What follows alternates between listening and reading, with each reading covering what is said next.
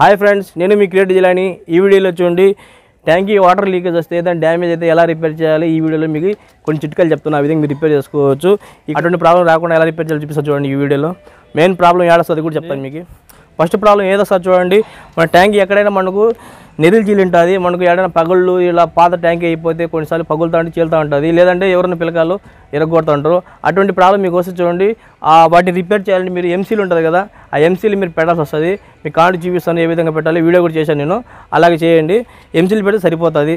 First ప్రాబ్లంలో మనకు tank ఎక్కడైనా డ్యామేజ్ ఉండొచ్చు, చెక్ చేసుకోండి. ఈ చెక్ చేసుకోండి ఏమవుతుందంటే, ఇక్కడ మనకు వాటర్ లీక్ రావడం వల్ల మనకు ఈ విధంగా పాచి పడుతూ ఉంటుంది, ఈ విధంగా మనకు వాటర్ కాడుతూ ఉంటుంది. చెక్ చేసుకొని మీరు ఏం చేస్తారంటే ఎంసీలు పెట్టుకోవచ్చు. ఎంసీలు పెడితే మీకు ఆ ప్రాబ్లం సాల్వ్ అయిపోతుంది. ఇది ఫస్ట్ ప్రాబ్లం అండి.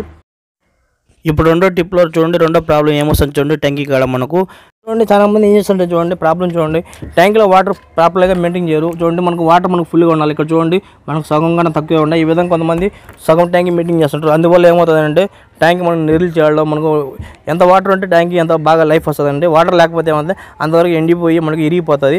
అటువంటి ప్రాబ్లం వస్తుంది. ఓకేనా అండి. చాలామంది ఏం చేస్తారంటే ట్యాంకీలో మనకు వాటర్ సరిగ్గా పెట్టుకొని మెయింటైన్ చేయరు. అలా మెయింటైన్ చేయకపోతే ఏమవుతుంది చూడండి, ఎండ వల్ల మన ట్యాంకీ దెబ్బతింటుంది. మీకు ట్యాంకీ ఫుల్గా ఉంటే ఎటువంటి క్రాక్లు పగలడం చేయడం ట్యాంకీ ఎటువంటి ప్రాబ్లం ఉండదు. మీరు వాటర్ మెయింటైన్ చేయండి. చాలామంది ఏం చేస్తారంటే కొద్దిగా వాటర్ పెట్టుకుని మెయింటైన్ చేస్తుంటారు. అలా చేస్తే ట్యాంకీ మనకు డ్యామేజ్ వస్తుంది, పగలడం చేయడం ఈ విధంగా. అటువంటి ప్రాబ్లం లేకుండా చూసుకోండి. ఇది నాలుగో.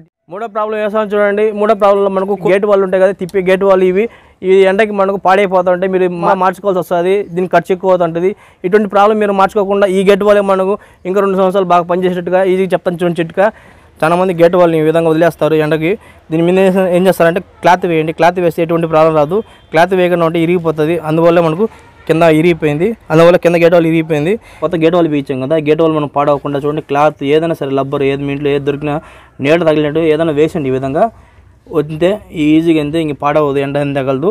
మళ్ళీ మీరు చూడండి ఆఫ్ చేసుకోండి. ఈ విధంగా ఆఫ్ చేసుకోండి, మళ్ళీ క్లాత్ వేసేయండి, మళ్ళీ కావాలంటే ఆన్ చేసుకోండి. అంతే, ఎటువంటి ప్రాబ్లం ఉంది. లైఫ్ ఎక్కువ వస్తుంది మీకు.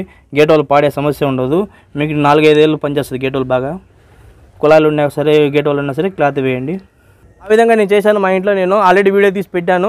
ఆ విధంగా చేయడం వల్ల నా గేట్ వాళ్ళని పాడవలేదు, ఇంకా బాగానే ఉన్నాయి.